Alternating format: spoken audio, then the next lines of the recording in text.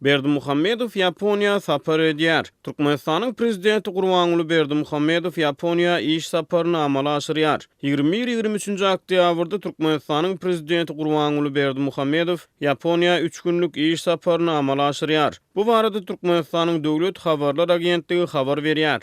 Döwlet medeniýetiniň ma'lum boluşyna görä 21 oktýabrda Türkmen prezidentini Tokyo şäheriniň Haneda halkara aeroportuna Yaponiýanyň resmi adamlary garşy aldy. 22 oktýabrda Tokyoda Berdimuhammedow Hirosaki Universitetiniň hormatly doktor diýen ad goşuruldy. Şeýle-de Berdimuhammedow Tokyo'nun Shinzanso Tokyo mehmanhanasynyň mejlisleri zalyny Yaponiýanyň ýokary hujaýlaryny bilim alýan Türkmenistanyň studentleri bilen duşuşdy. Döwlet medeniýetiniň ma'lum boluşyna görä Türkmen prezidenti Yaponiýaly resmiýetiniň Türkmen wekiliýetiniň agzalarynyň Türkmen studentleriniň hemde duşuşy gatnaşyjy beýleki mehmanlaryň öňünden çykyşyny Türkmenistana ilymy we bilime uly ähmiýet berilýändigini öňe sürdi. Beýleki tarapdan Türkmenistana raýatlaryň daşary ýurtlaryň ýokary hujaýlaryny bilim almak mümkinçilikleri bilen bagly çäklendirmeler dowam edýär. Olary Türkmenistanyň howsarlarynyň maliýe serişlerini uratmak mümkinçilikleri, daşary ýurt diplomlarynyň Türkmenistanyna ikrar edilmegi bilen bagly bar bolan problemalar saklanyp galýar. TDH-nyň habaryna görä Yapon kompaniýalary Türkmenistanyň himiýa we ýalňyz energetika pudowyny fenagat toplumlarynyň guruluşyna gatnaşdy. Mundan öňe Berdimuhammedow 2009-2013 we 2015-nji ýyllarda Yaponiýa resmi we iş saparlaryny amala aşyrdy.